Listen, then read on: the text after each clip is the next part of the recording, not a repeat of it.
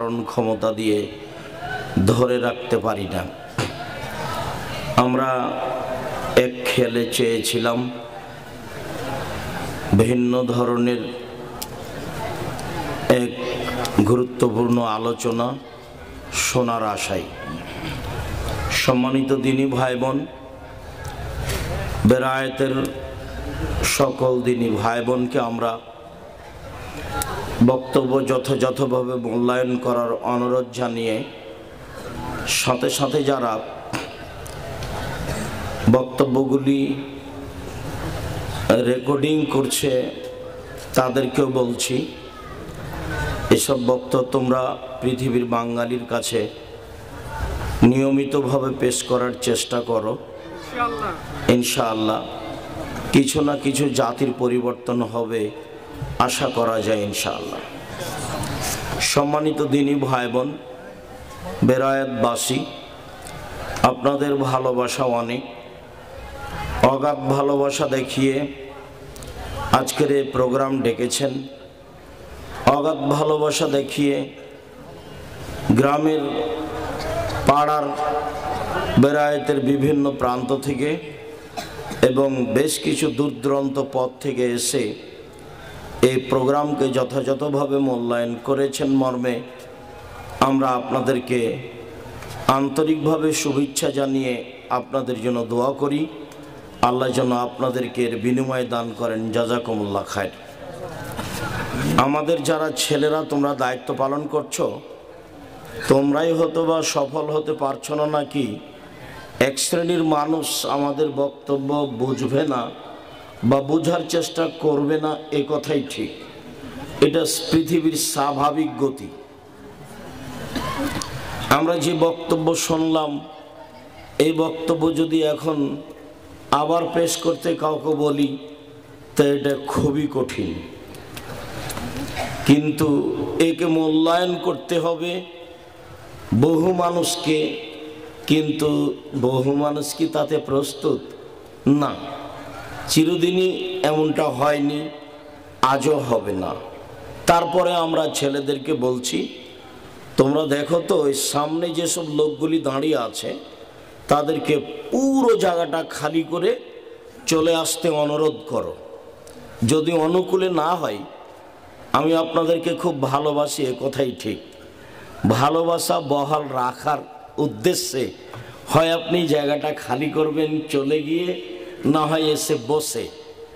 আর তোমরা আমাদের ছেলেরা আরও এখান থেকে নিয়ে একবারে মসজিদ পর্যন্ত এই পুরো জায়গাটা খালি করো, চলাচল করবে না কেউ।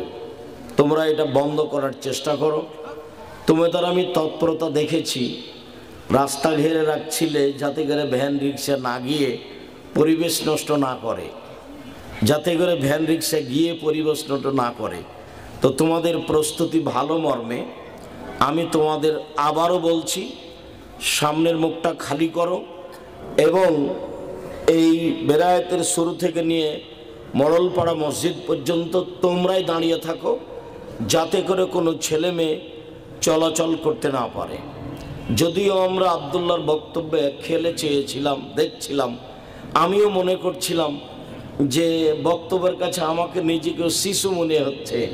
আমি তো এরকম বক্তব্য কোনোদিন শুনিনি, অবগত হইনি। এর আগে 2-3 দিন বক্তব্য শুনেছি, তবে বিষয়গুলি এমন ছিল না। এক সময়ে বিষয় ছিল আল্লাহর গুণবাচক নাম। এক সময়ে বিষয় দেখেছিলাম গুণবাচক নামের অর্থ। আল্লাহ যে গাফুর, এটা কেমন গাফুর তিনি? আল্লাহ যে শাকুর, তিনি কেমন শাকুর? আমরা এটা কি দিয়ে বুঝবো যে আল্লাহর শাকুর? তিনি শুকরিয়া আদায় করলেন আমার, আমি মানুষ, তিনি আমার শুকরিয়া আদায় করলেন। উনি কি দিয়ে আমার শুকরিয়া আদায় করলেন, তাই তার নাম শাকুর। এইগুলো শুনছিলাম, সে আলোচনাগুলো ছিল ব্যতিক্রম। ইতিহাস আমরা ফিলিস্তিনের কিছুদিন আগে জেরুজালেমের শুনছিলাম, সেগুলো আমাদের কাছে ভিন্ন ধরনের ছিল। অধপতনের কথাগুলি আমরা আজকে যেভাবে শুনছিলাম, অন্য দিন হয়তো বা এভাবে আছে, আমরা জানি না। তবে আজকের আলোচনা আমাদের অধপতনের কারণগুলি, সমস্যাগুলি বনী ইসরায়েলের এবং আমাদের কাছে দিনের মতো স্পষ্ট হচ্ছিল। এবং আমরা আলোচনায় বুঝতে পারছিলাম এটাই সত্য যে আমরা ভুল পথে আছি, তারা ভুল পথে ছিল। আর আমাদের এই হঠকারিতার কারণেই, মিথ্যা কথার কারণেই, বেইনসাফির কারণেই, বিদ্যা না থাকার কারণেই, সুদের কারণেই আমরা গোলাম হয়েছি। এ কথাই ঠিক। গোলাম মানে আত্মমর্যাদা থাকে না, গোলাম মানে আত্মসম্মান থাকে না, গোলাম মানে স্বাধীনতা থাকে না। তো গোলামি করে করে যদি স্বাধীনতাই হারিয়ে যায় তাহলে মানুষকে বলবো কি? তো ওই জায়গাটা ভালো করে আমরা বুঝতে পারলাম কি না, আল্লাহ তাআলা মূসাকে বড় করবেন স্বাধীন করে, গোলাম করে নয়। এটা তো আমরা কোনোদিন ভাবিনি। আমরা শুধু জানি যে আল্লাহ দেখলেন আল্লাহ কত ক্ষমতাশীল, আল্লাহ ফেরাউনের বাড়িতে মূসাকে লালন পালন করলেন। ফেরাউন কিছুই বুঝলো না। তো আমরা তো এটা মনে করছি যে হ্যাঁ ঠিক, আল্লাহ শক্তিশালী, আল্লাহ মূসাকে ফেরাউনের বাড়িতে রেখে দিলেন। কিন্তু আল্লাহ যে মূসাকে স্বাধীন চেতা দিয়ে মানুষ করতে চাচ্ছেন, সেই জন্য এটা করেছেন, এটা তো আমরা কোনোদিন ধরিনি। তার স্বাধীনতার ভিত্তিতেই এক থাপ্পড় দিয়ে একটা লোককে মেরে দিলেন। তার স্বাধীনতা, তার ওই কাজ তার আত্মমর্যাদায় বাধা দিয়েছে। স্বাধীন না হলে আপনি তো কিছু করতে পারবেন না, গোলাম হলে তো আপনি কিছু করতে পারবেন না। আর সুদ সব জায়গাতেই আছে পৃথিবীতে। আমি তো পৃথিবীর বেশি দেশ দেখিনি, লন্ডন সফরে দেখলাম, তাতে এমন কোনো মানুষ নেই যে বেঁচে থাকবে সুদ ছাড়া। আমাদের দেশে আজও সুদ ছাড়া বেঁচে থাকার পথ আছে।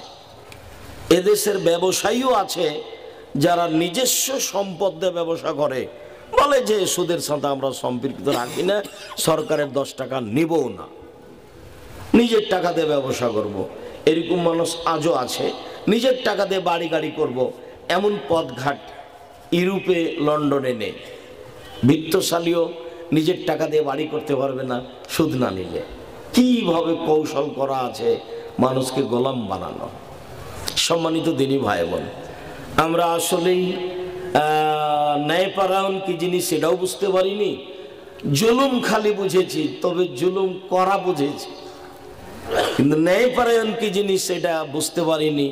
বিদ্যা কি জিনিস সেটাও বুঝতে পারিনি। সুদ মানুষের ক্ষতি করে কেমন সেটাও ধরতে পারলাম না। কর্জ তো আল্লাহ বলছেন কর্জে হাসানা, তা আমরা কর্জে হাসানা নিয়ে বাড়ি করলাম। তো কর্জে হাসানা নিয়ে বাড়ি করা হলো, এটা কেমন হলো? এটা কি কর্জে হাসানা নিয়ে বাড়ি করা হলো? মোটামুটি আমরা বিষয়গুলি খুব স্পষ্ট হচ্ছিলাম।